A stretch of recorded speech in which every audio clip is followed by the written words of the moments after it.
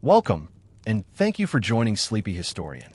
If it is late where you are, you may want to lower the lights a little. Let your shoulders settle. Allow your breathing to slow without forcing it. There is nothing here you need to remember and nothing you need to decide. This is a long story told slowly, on purpose. Tonight, we are going to spend time with a quiet idea from the medieval world. An idea that sounded harmless at first, even reasonable, and then stayed long after it was meant to leave. You're going to hear about things that were introduced as temporary, measures meant to last a season, rules meant to hold only until danger passed, arrangements meant to ease a crisis and then be undone. They were not designed to endure. They were not meant to shape entire lives. And yet, many of them did. In medieval Europe, people lived close to uncertainty. Harvests failed. Winters lingered. War came and went without warning. Disease arrived quietly and left gaps behind. So when someone in authority said, "This is only for now," most people accepted it. They did not have the luxury of questioning every decree. They were tired. They were cold. They were focused on the next meal, the next sunrise, the next task. Temporary solutions were comforting. They implied an end. You only have to do this for a little while. You only have to give up a little more this year. You only have to endure until things return to normal. But medieval life had a way of stretching time. Days were long. Change was slow. And once something settled into routine, it rarely lifted itself out again. This is not a story of dramatic cruelty or sudden collapse. Nothing here happens all at once. There are no sharp turns. Instead, there is repetition, habit, endurance. A tax introduced for a single war that quietly renews itself every year after. A cramped shelter meant for emergency use that becomes a permanent home. A rule meant to maintain order during chaos that becomes a fixed boundary for generations who never knew the chaos at all. You might imagine how it feels to live inside something that was never meant to be lived in forever. At first, you notice it every day.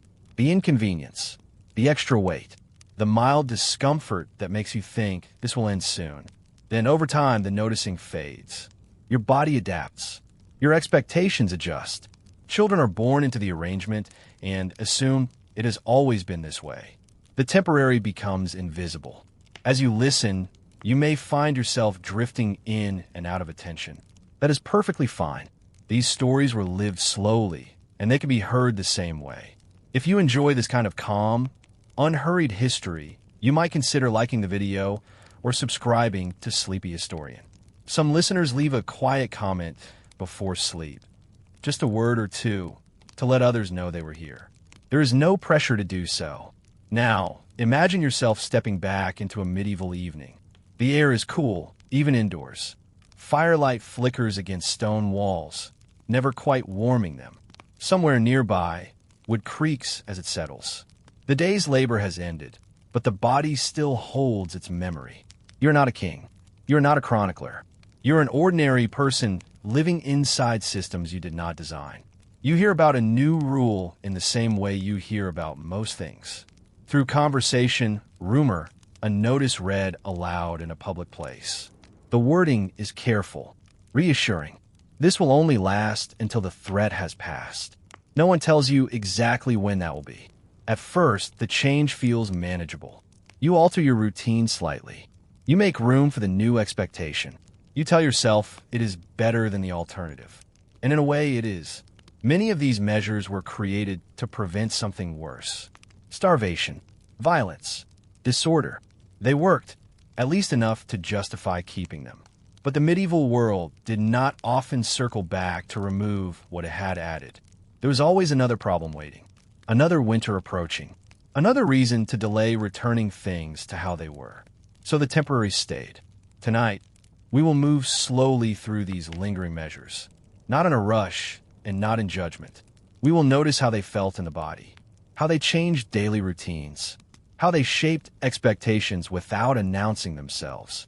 You will hear about taxes that never expired, living arrangements that outlasted the crisis that created them, food practices that were supposed to be a last resort, and rules that quietly defined who you could be.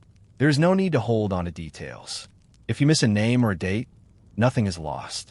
What matters is the rhythm of endurance. As the hours pass, medieval people learned a particular skill: how to live inside something unfinished. They learned to wait without knowing what they were waiting for. They learned to accept limits that had once been described as temporary. They learned how to continue.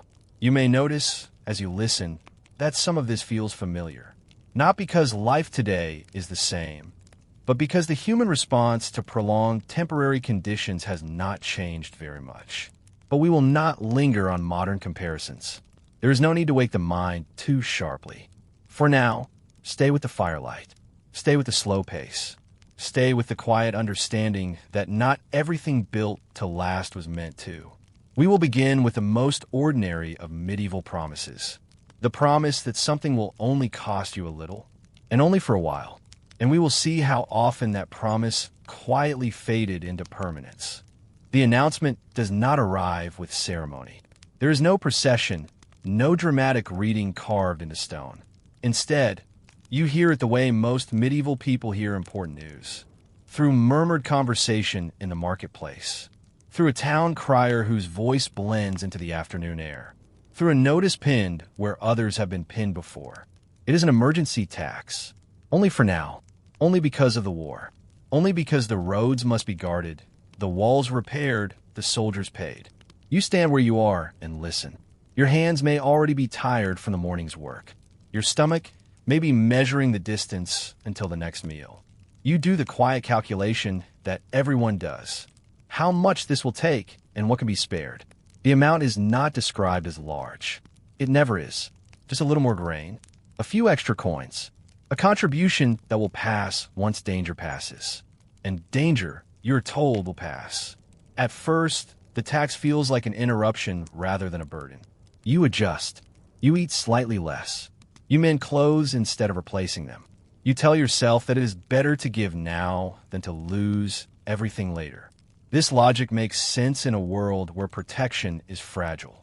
Medieval rulers rely heavily on these moments of fear and urgency. Permanent taxation systems are rare and unpopular. But emergency levies, those can be justified. A border skirmish, a rebellious noble, a distant threat that may never reach your village, but could. The tax is collected carefully at first. Records are kept. Names are noted. The process feels formal, temporary, contained. You may even feel a strange relief once you have paid. It is done. You have contributed. You can return to your routine. Days pass. Weeks pass. The war drags on longer than expected. No one announces that the tax is ending, because no one announces that the danger has truly ended either. There's always another rumor, another letter from the capital, another reason to maintain readiness. The next season, the tax is renewed. This time, the wording changes slightly. It is no longer spoken of as new. It is referred to as ongoing, still temporary, but now with a softer edge, as though it has already settled into place. You notice how your body reacts differently now. The first time, you tighten with concern. The second time, there is only a slow heaviness. You adjust your expectations downward. What you once thought of as yours begins to feel conditional. Not taken all at once, but thinned gradually. For many medieval families, these taxes are not paid in coin at all. They are paid in labor, grain, livestock, or future promises. A portion of the harvest that never reaches your table. An animal sent away, not to return. A day of work given freely, though not freely chosen. The language remains gentle. This is still described as temporary. And because medieval time moves slowly, that word, temporary, can stretch to fill years. Children grow up knowing no other arrangement. They watch their parents set aside a portion of everything automatically. They learn not to ask when we'll stop. You may notice how routine settles into the body here. How the hands measure grain differently. How meals grow slightly smaller without comment. This is not starvation. Not usually. It is endurance. Occasionally, someone remembers the original promise. An older voice mentions that the tax was meant to end when the war ended. But by then, the war has blurred into something else. Border defense, standing forces, preparedness. The tax now supports an infrastructure that did not exist before. Guards expect to be paid. Officials expect records. The system expects itself to continue. Removing it would require effort. And effort, in medieval governance, is often avoided unless absolutely necessary. You live inside this continuation quietly. There is no protest in most places. Protest is dangerous and rarely effective. Instead, there is adaptation. You wake earlier. You stretch resources further. You become skilled at making less feel like enough. You may notice, if you listen closely to your own breathing, how the body accepts this kind of pressure differently from sudden loss. There is no sharp pain, only a dull, persistent tightening. Some seasons are worse than others. A bad harvest paired with an unchanged tax feels heavier. The emergency does not care that the year has been unkind. And still, the word remains temporary. It appears in documents. It is spoken aloud during collections. It reassures those who speak it more than those who hear it. From the ruler's perspective, the tax has become reliable, predictable. Removing it would mean uncertainty. From your perspective, it has become background noise. You plan around it. You expect it. You do not imagine its absence anymore. This is how something meant to last a season becomes a feature of life. There is no moment when it officially becomes permanent. No announcement that marks the change. It simply remains. And in remaining, it reshapes what normal feels like. You may sense, even now, how waiting stretches in this space. How the promise of an ending grows thin. How the days continue anyway. When the tax collector arrives, you do not argue. You hand over what is required. You return to your work. The fire still needs tending. The animals still need care. The body still moves forward. This is how medieval endurance works. Not through dramatic sacrifice, but through steady, repeated acceptance. And as the years pass, fewer people remember that this was ever meant to be temporary at all. The shelter is built quickly. That is its purpose. It is not meant to last through many seasons, only to stand long enough for danger to pass. Wood is cut without ceremony. Stones are stacked without careful fitting. Thatch is laid thin, just enough to keep the rain from falling directly onto the floor. You help because everyone helps.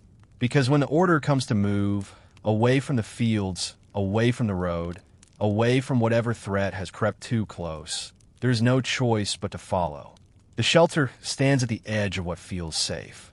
Inside walls, near a monastery, beside a lord's fortified land, is described as a waiting place. You bring what you can carry. Tools, maybe. A pot. A blanket that smells like home. The rest is left behind, with the understanding that you will return soon. At first, the shelter feels wrong in your body. The ground is harder. The roof is lower. Smoke does not rise the way it should. Sleep is shallow. You wake more often. Your muscles do not fully release. Everyone says the same thing. This is only for now. The phrase moves easily from mouth to mouth. It keeps fear manageable. Days pass, then weeks. The danger does not pass in a clean way. It thins. It shifts. It lingers just enough to make returning feel unwise. So the shelter remains occupied. You begin to adjust small things. A crack in the wall is filled with mud. An extra layer of straw is added to the sleeping area. Someone brings a heavier pot from the old village, risking the walk back. Each improvement feels temporary too. Just small comforts for a short stay. But the body remembers comfort. Once you have patched a draft, you notice it more sharply when it returns. Once you have slept slightly warmer, the cold feels less acceptable. Over time, the shelter thickens. What was meant to be light becomes layered. What was meant to be bare becomes furnished. You stop counting the days. Children stop asking when you will go home. They have learned the paths around this place instead. They know where the ground is soft, where the stones trip you, where the wind comes through.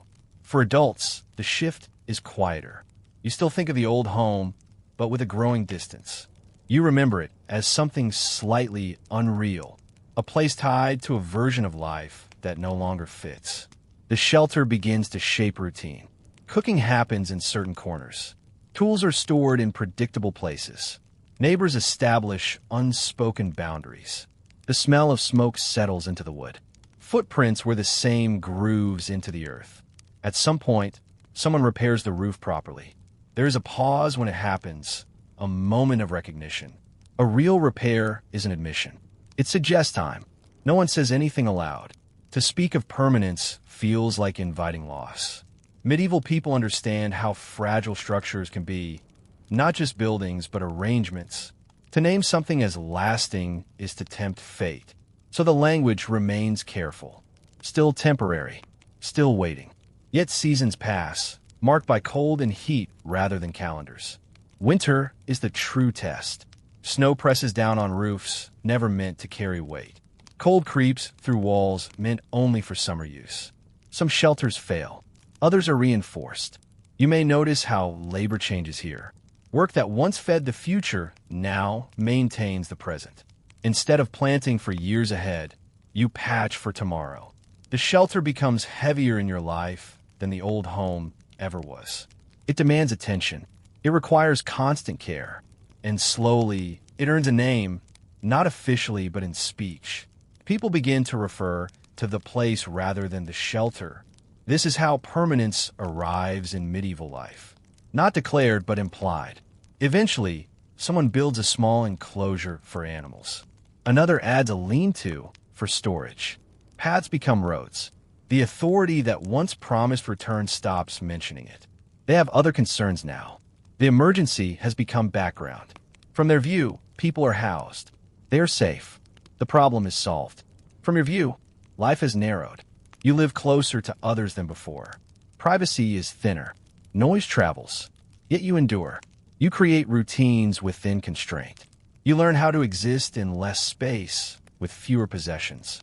What was once survival becomes normal. You may feel, in your own body, how memory dulls here, how longing softens into acceptance, how effort is redirected from hope to maintenance. Years later, someone new arrives, a child, a traveler, and asks why the houses are built this way, why they're so close, why they seem unfinished. You hesitate before answering, because to explain would require remembering a time before this one, a time when this was not supposed to last, and that memory has grown quiet. The shelter stands. The phrase temporary housing remains in records long after the intention has faded. It is easier to keep old language than to admit change. So the shelter becomes a home, not because it was meant to, but because leaving never became possible again. And the body, always practical, learns how to live wherever it must. The rule is announced quietly, not with celebration, not with ceremony.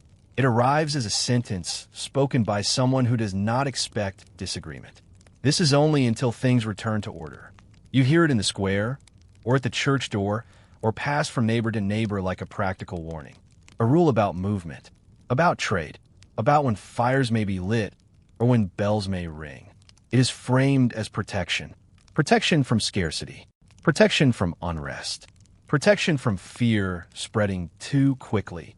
You accept it easily at first.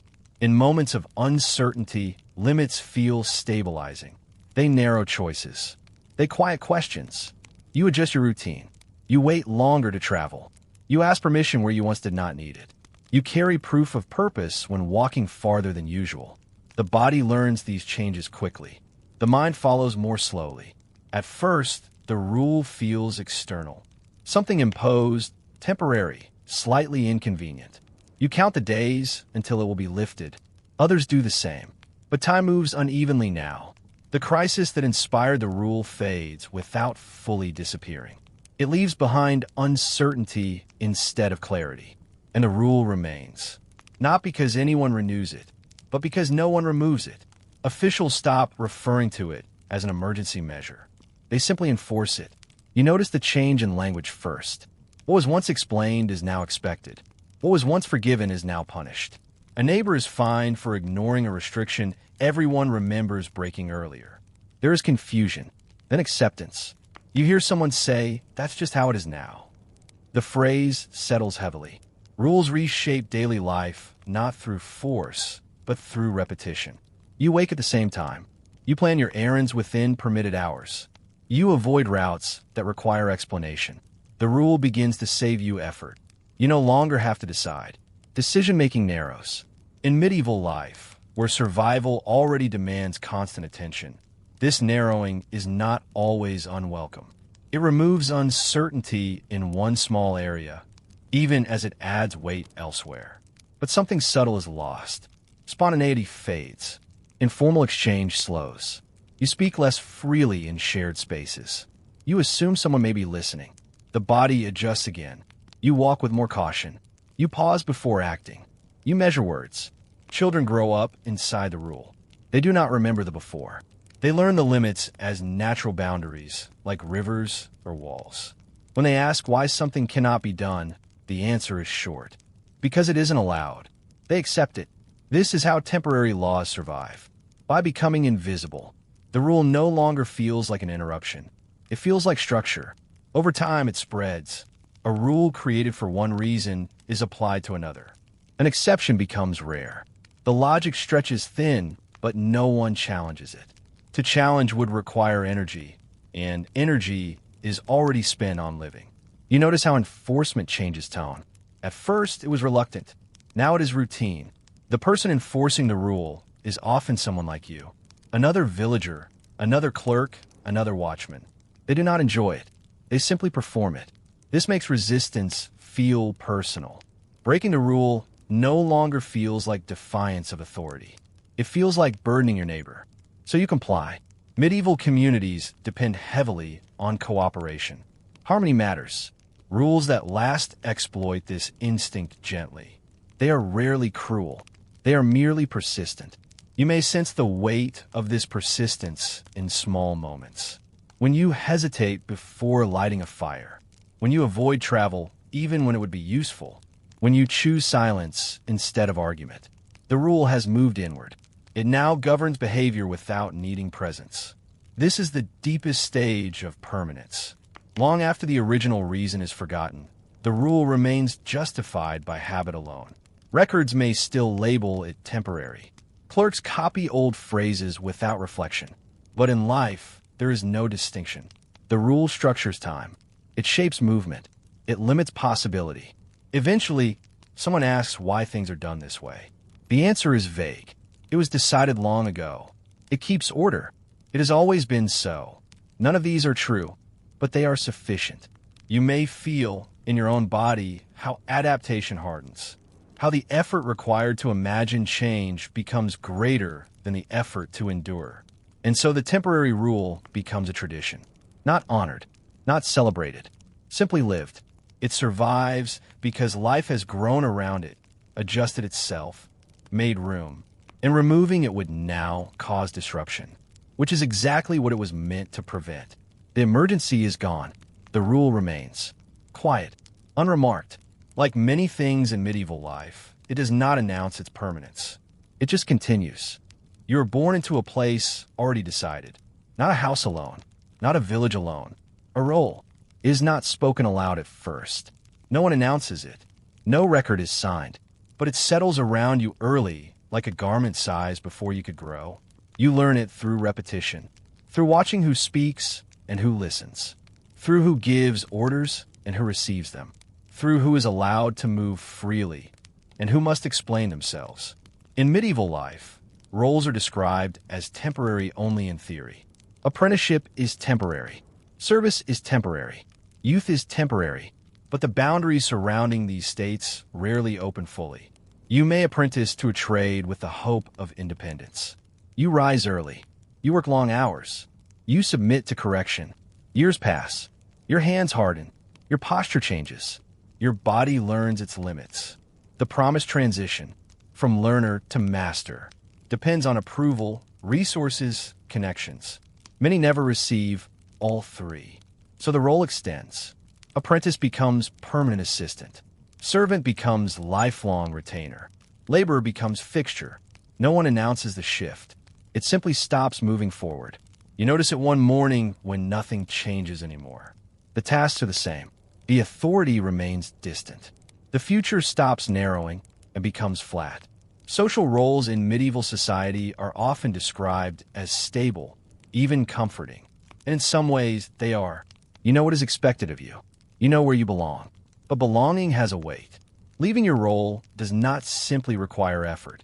It requires permission from people who benefit from your staying. You cannot easily abandon a lord's land. You cannot leave a household without replacement. You cannot change trades without starting over. Starting over is dangerous. It means hunger, exposure, suspicion. Traveling without clear purpose invites questions. Questions invite scrutiny. So you remain, not because you are trapped, but because every alternative costs more than endurance. The body adapts again. You learn how much energy to give without collapse. You pace yourself. You preserve strength quietly. Ambition fades, not from lack of desire, but from lack of room. The role absorbs you slowly. It defines how others address you, how they look past you, how they measure your worth. Children learn this early. They mirror the hierarchy instinctively. They step aside for some people. They command others without thinking. This teaches the role before it is explained. Even clothing reinforces it. Fabric quality, color, fit. You wear what signals where you stand. To wear otherwise invites correction. Sometimes gentle, sometimes not. Festivals promise temporary escape. For a day, roles blur slightly. Laughter crosses boundaries. But the morning after, everything returns. The brief inversion only confirms the order. Some roles are inherited. You are born into them with no expectation of movement. The language used to describe this is calm. Natural, God-given, proper. It is not spoken with cruelty. It is spoken with certainty. Certainty is difficult to argue against. Over time, you internalize it. You stop imagining yourself elsewhere. You stop noticing doors that were never opened. The endurance plateau settles in here. Days repeat. Weeks blur. Life becomes a series of tasks performed competently, quietly. This is survival, not dramatic but steady. Some find dignity here. Others feel a quiet erosion. Neither response is visible. Medieval records often praise stability. But stability requires stillness from someone. You may sense this when your body aches in familiar ways. When fatigue arrives at predictable hours. When a future feels already lived. And yet, you continue. Because the role provides food, shelter, protection. Leaving it risks everything. So what was once described as temporary becomes permanent through dependence. No chains, no walls, just the slow closing of alternatives. You may notice as you listen now how calm this endurance feels. How ordinary. That ordinariness is what allowed these roles to persist. They did not need enforcement. They needed time. You begin to notice poverty not as an event, but as a condition that lingers. In medieval towns and villages, hardship is often described as temporary. A poor harvest, a bad season, a brief illness. The language suggests recovery. But for many, recovery never arrives. Instead, emergency measures settle into daily life. At first, assistance is framed as short-term. Alms are given at church doors. Bread is distributed during shortages. Communal ovens open to those without fuel. These acts are meant to bridge a gap. But gaps widen slowly. Years of uneven weather follow one another. Illness returns each winter. Work disappears and reappears without pattern. So the measures remain. What was once a becomes structure. You see it in the way people queue. Quietly, patiently. No one expects the line to end forever. They expect it to return tomorrow. Medieval authorities create systems to manage visible poverty. Licenses for begging. Designated streets. Specified days. These rules are not always cruel. They're practical. They keep order. They make poverty predictable. Predictability is easier to manage than chaos. You might imagine begging as desperate and loud. In reality, it is often subdued. A bowl placed carefully. A practiced stillness. Eyes lowered. The body learns how to occupy space without demanding it. Those who rely on charity develop routines around it. Which churches are generous? Which houses give leftovers? Which days offer better chances? Time becomes segmented by availability, not preference. Meals are irregular. Hunger does not arrive suddenly. It grows familiar. You learn how long you can go without food. You learn how to rest while empty. Clothing becomes thinner over time. Repairs replace replacements. Patches overlap. Cold settles into the bones, not sharply but persistently. Some institutions offer shelter. Hospitals, in the medieval sense, are not places of cure. They are places of containment. Beds are shared. Space is limited. Privacy does not exist. You lie close to strangers, listening to breathing, coughing, turning. Sleep comes in fragments. Yet even this becomes normal. The body adjusts again. Children grow up within these systems. They learn early where help can be found. They also learn where it cannot. Hope is shaped accordingly. Poverty becomes inherited, not through law, but through familiarity.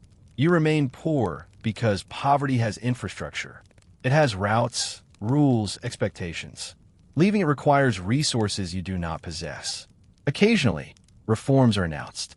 New regulations, new charities, new promises. They're sincere, but they assume poverty is temporary. When it persists, the reforms settle alongside it. Another layer, another rule. Nothing is removed. This accumulation creates weight. Not dramatic weight, administrative weight. More forms, more permissions, more scrutiny. Being poor requires constant explanation. Why you are here, why you need help, why you have not improved. These questions repeat. Your answers shorten. Eventually, silence becomes safer. The endurance plateau deepens here. Days stretch. You wake, wait, move, return. Energy is conserved instinctively. You speak less. You walk slower. You learn where to stand without blocking others. Medieval society often praises charity as virtue. But charity depends on inequality. It does not resolve it. The giver remains stable. The receiver remains visible. This balance is maintained gently, persistently. Some people move out of poverty. It happens, but it is rare enough to be noted. Most remain, not because of failure, but because the system adapts around their need. Temporary measures harden into expectation. No announcement marks the transition. You only notice one day that nothing is changing anymore. That realization is quiet. It does not arrive with despair. It arrives with routine. And routine, once learned, is difficult to unlearn. You may notice, as you listen, how this story does not rise or fall. It remains level. That levelness is the point. Poverty endured not through crisis, but through continuity. At first, the laws are described as safeguards. They are written to prevent harm, to keep order, to protect the vulnerable from worse outcomes. In medieval life, this intention is often sincere, but intention and experience are not the same thing. You begin to feel the difference in small ways. Rules appear during times of strain, after unrest, after famine, after disease. They promise stability, limits on movement, limits on work, limits on behavior. Each limit is framed as temporary. A pause, a correction. Yet pauses, once extended, become boundaries. You notice how many rules shape your day without being enforced loudly. Curfews are announced, then quietly maintained. Markets close at fixed hours. Trades require permission. At first, compliance feels reasonable. Predictability is comforting. But over time, predictability narrows. If you are poor, these laws shape you more closely. They determine where you may stand, where you may sleep, how long you may remain idle before suspicion arises. Vagrancy laws are introduced to address disorder. They are meant to discourage crime, but they also criminalize stillness. Standing too long, walking without clear purpose, being somewhere without proof of work. You learn to keep moving, even when tired, especially when tired. Work itself becomes regulated. Guild rules protect skilled labor. They maintain quality. They preserve standards, but they also limit entry. If you are not born into a trade, learning one later is difficult. Apprenticeships are long. Fees are required. Approval is needed. The system favors continuity over access. You feel this not as exclusion, but as delay. Everything takes longer. Years pass before permission is granted. Sometimes permission never arrives. Laws concerning food and clothing also linger. Sumptuary laws restrict what you may wear. They are designed to preserve social order, to prevent imitation of status. You might assume clothing is only about warmth, In reality, it is surveillance. What you wear announces who you are allowed to be. A fabric out of place invites attention. A color out of rank raises questions. So you choose carefully. You dress to disappear. Markets operate under strict regulation. Prices are set. Measures are standardized. These protections prevent exploitation, but they also limit flexibility. When food is scarce, prices cannot rise to signal urgency. When work is scarce, wages cannot adjust. The system resists change. You adapt instead. You ration quietly. You accept less. You wait longer. Legal processes themselves become endurance tests. Petitions are slow. Hearings delayed. Decisions postponed. Justice is not denied. It is stretched. If you're persistent, you may succeed. But persistence requires time, energy, and money. You often lack all three. So many cases are abandoned, not from guilt, but from exhaustion. Punishments are not always harsh. Often, they are repetitive. Fines, public warnings, temporary restrictions. But temporary measures repeat. One fine becomes many. One warning becomes a record. Records accumulate. They follow you. You sense how the law remembers longer than people do. Even protections for health can become restraints. Quarantine rules isolate neighborhoods. They prevent spread. They also trap families inside scarcity. Food runs out. Work stops. Help arrives late. The rules remain, because removing them feels risky. So risk is shifted onto those contained. You may notice, as time passes, how few laws are ever fully repealed. They are amended, adjusted, layered, rarely removed. Each generation inherits the previous one's safeguards, not knowing which were meant to expire, living inside a structure built for emergencies long past.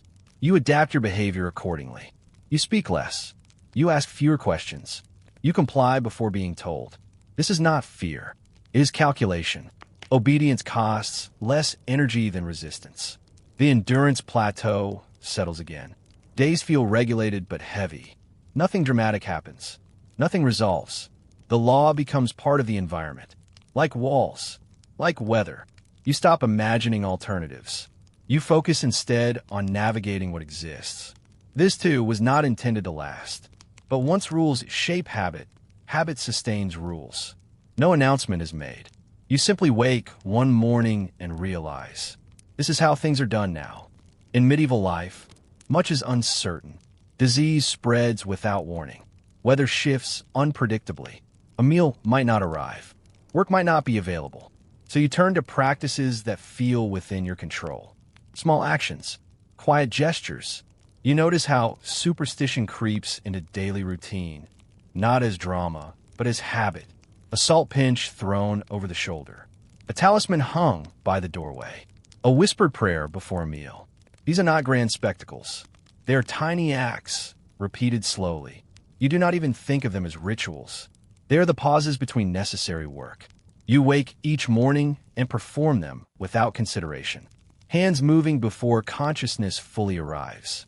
Feet stepping carefully along familiar stones. Eyes scanning shadows for omens, subtle but persistent. Some superstitions are tied to food.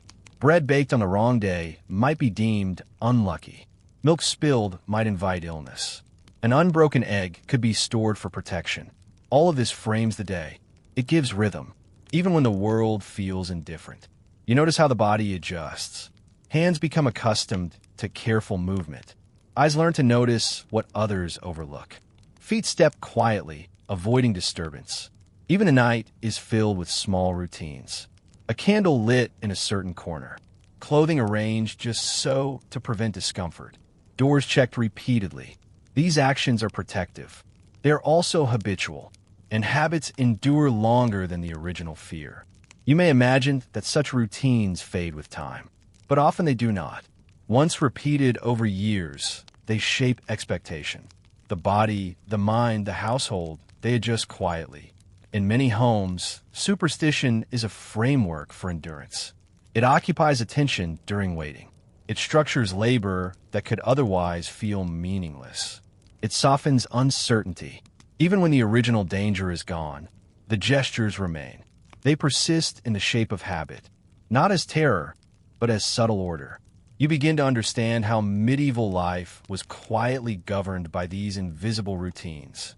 Some are personal, some are communal, but all act as quiet guides through the long hours of the day. The endurance plateau continues. Days flow with measured repetition. Gestures, phrases, steps, each familiar, each protective, each persistent. Time passes slowly. The mind floats along the rhythm of small acts. Sleep and wakefulness blur into each other, and you sense, without surprise, that these habits, like walls or laws, are unlikely to vanish. They are designed for survival, yet survive themselves. In medieval towns and villages, fear is a quiet companion. It does not announce itself with shouting. It does not rush forward. It settles slowly, like mist creeping over fields at dawn. You sense it in the weight of your clothing, in the chill of a stone floor beneath your feet. In the distance, a dog barks and you pause, listening. Fear often arises not from immediate danger, but from what might happen. A sudden illness, a missed payment, a neighbor's misfortune that could easily become your own. You learn to adjust. Your body adapts to the invisible pressures. You walk carefully. You speak measuredly. You avoid drawing attention. Fires are never far from mind. A spark could destroy a home in moments. So kitchens are cleaned. Hearths are maintained. Ashes swept away with deliberate hands. Even silence carries weight. A loud voice in the wrong place might summon suspicion. A word said incorrectly might be remembered. Children grow up noticing this. They step lightly. They learn which expressions are safe. They understand that observing, rather than speaking, is often wiser. Fears also shape work. Farmers rise early to protect crops from frost or animals. Merchants carefully measure and weigh each commodity. Craftsmen inspect every detail to prevent waste, errors, or the displeasure of patrons. Even religious practice is infused with quiet apprehension. Prayers recited routinely, candles lit for protection, offerings placed with meticulous care. The rhythm of fear is subtle. It does not scream, it murmurs. And you, like everyone else, adjust. This shaping force is invisible yet enduring. You might not notice it consciously, but it guides choices, habits, and interactions. It molds the hours into predictable forms. Some fears are communal. A plague might never strike your home, yet the memory lingers in stories and gestures. A village ritual continues, not for protection, but because the absence of the ritual feels wrong. You realize that much of medieval endurance is built around these quiet adjustments. Bodies and minds learn to anticipate discomfort. Time is measured in small precautions. Energy is spent navigating the invisible lines of safety and misfortune. Occasionally, you notice the layering of these fears over years. What once was acute becomes habitual. You move, speak, and act according to patterns that no longer serve immediate danger, but continue to govern daily life. Endurance is maintained quietly. Days are long, repetitive. The body moves in a rhythm dictated by invisible pressures. The mind floats in the space between ritual, precaution, and survival. You may drift in and out of awareness, yet the routines persist, not because anyone enforces them, but because they have become part of the fabric of existence. You sense how, in this life, fear is rarely dramatic, yet always present. It shapes more than actions. It shapes time itself. Hours become measured by the gestures you perform, the checks you make, the pauses you take. No event rises suddenly to break the day. No climax resolves the fear. It is steady, it is enduring, and it is quietly, persistently instructive. Over time, the small actions you perform in response to fear, expectation, or superstition become part of who you are.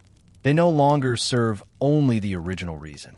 They persist because repetition has folded them into daily life like a groove in stone. You notice how the body moves automatically. Hands arrange tools without thought. Feet follow familiar paths. Eyes scan corners, even when no danger lingers. Some of these habits originate in necessity. You carry water carefully to avoid spilling. You check fires before leaving a room. You sweep floors to prevent pests. But over years, necessity fades. The habit remains. It continues to structure your day, and you follow it without realizing why. Communal practices behave similarly. A festival that once marked survival, harvest, health, or protection continues annually.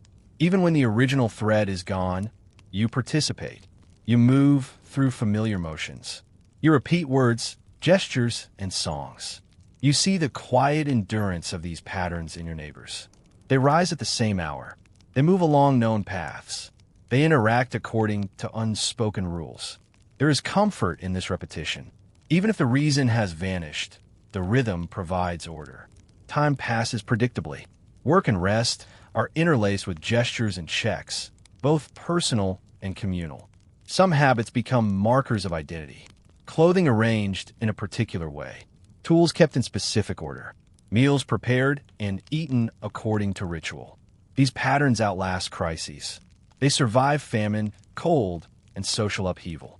They outlast the fears and necessities that first created them. The quiet endurance is remarkable. You may find it monotonous.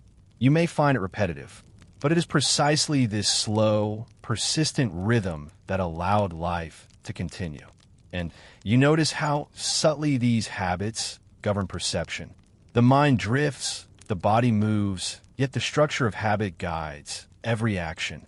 You are both observer and participant in a world shaped as much by endurance as by circumstance. Even in the long hours of waiting, work, or rest, you feel the invisible architecture of habit. It persists across nights and days. It persists across generations. It outlasts the conditions that created it. As the sun sets and shadows lengthen, you recognize that much of medieval life is built upon these quiet structures. The body, the mind, the household, and the village all aligned in repeated motion. Endurance is not heroic. It is patient. It is slow. It is unnoticed until you reflect upon it. And in noticing, you sense how deeply these patterns have endured. You sense how the ordinary, the mundane, the repetitive become, over time, almost sacred in their persistence. Time stretches. Repetition continues. And you, gently observing, begin to understand that the rhythms of survival are as enduring as the walls of stone, the paths through the village, or the habits of daily life. In medieval towns and villages, work is not simply a matter of occupation. It is survival made tangible. The rhythm of labor dictates the rhythm of life. You rise with the first light. Your body is still heavy from the night, yet you move with careful precision. Hands stretch, muscles respond slowly, joints creak. The cold stone or earthen floor beneath your feet sends a subtle reminder that comfort is rare. The first task is simple, necessary. Fetch water from a distant well. Sweep the floor of ashes and dust. Check that fires are contained. Each action repeats, as if by habit, as if by necessity. Work continues through the day, often in measured stages. You notice how the body adjusts to the fatigue, how the mind drifts between focus and quiet awareness. Sweat dampens clothing, yet you persist. Hands become calloused. Back stiffens, yet the motion continues, deliberate and unbroken. Even small interruptions are noticed. A tool misplaced. A bundle of firewood unevenly stacked. A loaf of bread burned at the edges. Such minor errors echo silently, adding pressure to maintain precision. You realize that much of this labor is repetition, endurance, and subtle control. It is not heroic in the dramatic sense. It is quiet, almost invisible, yet it preserves life, stability, and order. In a market, survival takes another form. You weigh, measure, and count with care. Merchants monitor every coin. Every exchange is deliberate. The risk of error carries slow consequences: loss of trust, diminished resources, prolonged hardship. Even leisure is tempered by awareness. You rest briefly, but your mind notes the hours, the chores yet undone, the lingering responsibilities. Relaxation exists, but it is framed by the ongoing demand of survival. You sense that medieval endurance is built upon these slow, consistent rhythms. No sudden danger needs to strike to challenge you. The challenge is the accumulation of fatigue, repetition, and the ever-present attention required to sustain life. Days blend together in this way. The body moves automatically at times, guided by habit. The mind floats in quiet observation, aware but not alarmed. Time is measured in motion, in small accomplishments, in the steady continuity of survival. This daily grind, though tedious, is also formative. It teaches the rhythm of the world, the slow weight of responsibility, and the subtle art of patience. And you notice, as you move through these hours, that endurance is a quiet teacher. It whispers lessons about the body, about time, about the invisible pressures that govern life. As the day progresses, the weight of labor accumulates slowly. You notice it first in your shoulders, a dull pressure that stretches across your back. Muscles tighten, joints ache, and the rhythm of motion becomes both familiar and demanding. You pause briefly. The air is cooler in the shade or warmer near the fire. Your chest rises and falls steadily, the body adjusting to exertion, learning endurance through repetition. Fatigue is a subtle companion in medieval life. It is not sudden or alarming. It grows quietly, shaping your actions and perceptions.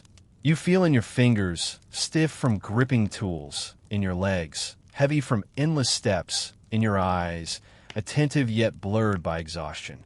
The mind adapts alongside the body. You notice how thoughts slow, how attention focuses only on immediate tasks. There is little room for distraction. The day is defined by essential movements, by deliberate, careful actions repeated until they feel automatic. Hunger and thirst also mark the day. Meals are simple and functional. Bread, perhaps a bit stale, offers fuel. Soup, watered down, is consumed slowly, each sip measured. You notice how the body adjusts, rationing energy and maintaining strength despite scarcity. The weather exerts quiet pressure. Cold mornings make movement stiff. Hot afternoons make each step feel heavier. Rain softens paths, mud clinging to boots, slowing every action. Wind carries dust, and you breathe carefully, aware of its intrusion. Yet, adaptation is remarkable. You notice how endurance builds, not in leaps, but in subtle increments. Each day strengthens the muscles, the circulation, the attention. The body learns to move efficiently, to conserve energy, to persevere. And there is also quiet mental endurance. You learn patience through repetition. You learn to observe without reaction, to move deliberately without haste. You notice small successes, a fire maintained, a bundle carried, a loaf baked without burning. Even discomfort becomes familiar. Blisters, stiffness, and fatigue are present but tolerated. They become part of the daily landscape, as natural as the rising sun or the shifting shadows. The quiet accumulation of these experiences forms the backbone of survival. You are aware, at a subtle level, of how each repeated motion, each small adjustment, and each endurance of minor discomfort sustains life. And as you continue through the long hours, the rhythm of labor, fatigue, and adaptation becomes almost hypnotic. Time stretches, and yet you move steadily, guided by necessity, habit, and a slow, persistent attention to survival. You feel the invisible thread connecting each motion, each breath, each pause. It is a rhythm older than memory, older than the village itself, and it continues unbroken through the centuries. As the day winds toward evening, you notice the subtle shift in labor and perception. The sun descends, casting long shadows across stone, earth, and thatched rooftops. Work does not cease abruptly.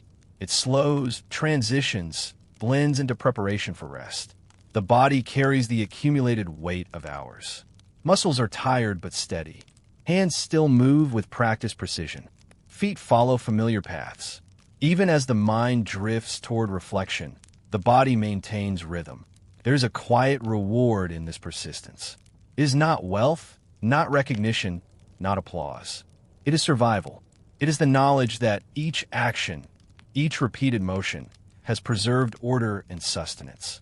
You notice small successes, a fire that continues to burn safely into the night, bread baked just so, nourishing and sustaining, paths swept and arranged for the next day, tools repaired and ready. These are victories of endurance, subtle but tangible. The repetition of effort ensures continuity. The village continues to function. Families remain fed. Shelters hold against wind and cold. Even in the midst of fatigue, there is observation. You see your neighbors in similar states. Hands working automatically, eyes vigilant yet calm, posture steady.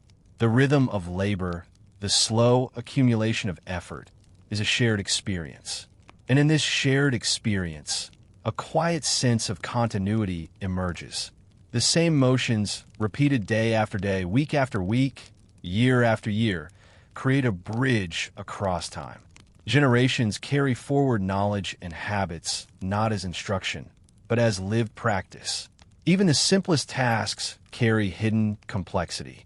You notice how careful stacking of firewood ensures airflow, how sweeping ash reduces risk of pest or smoke intrusion, how a loaf of bread, baked with patience, sustains longer than one rushed. All of these small, deliberate acts create resilience. You may not see the grand effect immediately. The reward is slow, cumulative, almost imperceptible, yet it is present, and it is persistent. Endurance, repetition, adaptation, and attention combine to shape a life that is quietly sustainable. As night falls, the village settles into calm. The air cools, shadows deepen, fires glow softly in hearths. You feel the accumulated fatigue of the day and the subtle satisfaction of continuity. The work was not spectacular. It was slow, measured, deliberate, but it endured. And in endurance, life persisted. You realize that survival in these times was less about dramatic heroics and more about patient repetition. Quiet vigilance, careful attention, and steady labor were the tools of persistence. They were the unspoken architecture that supported daily life. And as you sit or lie or move slowly toward rest, the body and mind carry the rhythm forward. The motions of today, repeated tomorrow, become part of an invisible structure. A rhythm older than the village, older than memory, quietly governing survival, work, and life. It is a lesson in patience, in repetition, and in subtle endurance.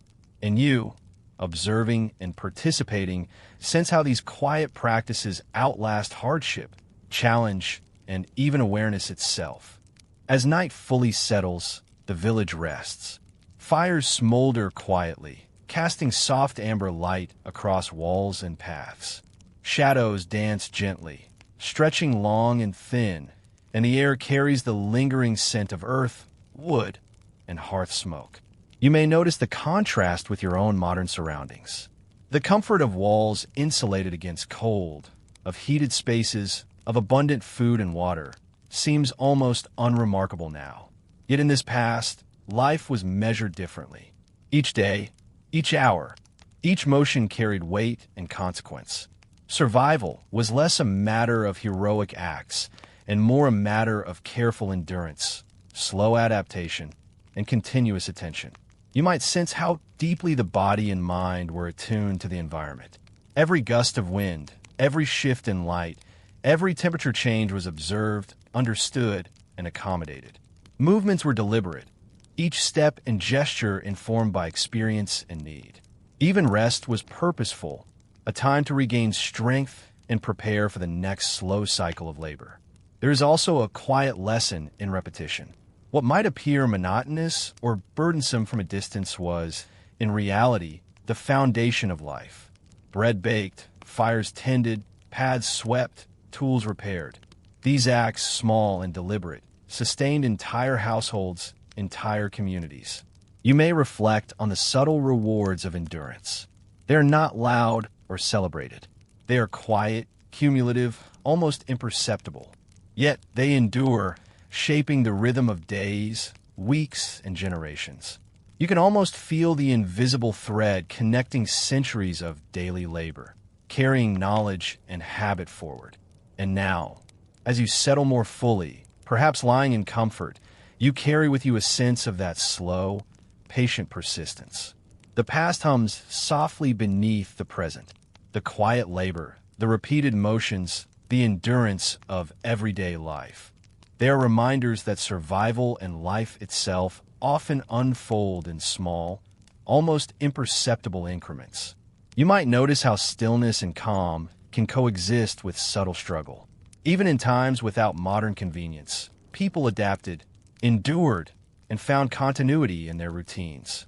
Comfort was rare, yet effort brought its own quiet satisfaction.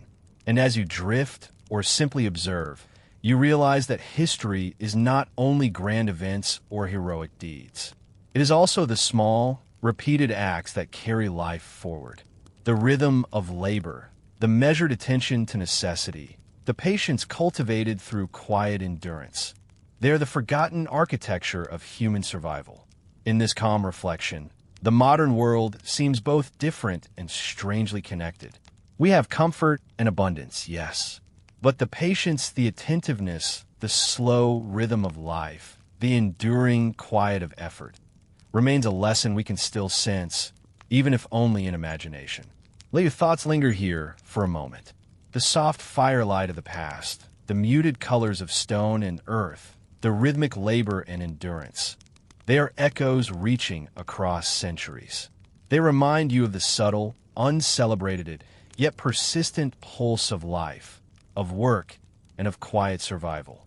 And as you allow the day, or your listening, to fade gently into night, the patterns of history, endurance, and calm observation remain. You may drift fully into sleep or remain half aware, guided by the soft, persistent rhythm of the past. Either way, the continuity persists. The small acts, the measured efforts, the enduring repetition, they carry forward. And in that, there's a quiet, unsensational form of immortality. Sleep, if it comes, is gentle. The world of the past, with all its labor, fatigue, and subtle reward, is safely at rest beside you. The patterns of endurance and quiet observation can accompany your dreams, lingering softly as the night deepens. You have walked slowly through days, through labor, through subtle endurance. Now, you can let the world of effort and persistence rest alongside your own, softly and without hurry.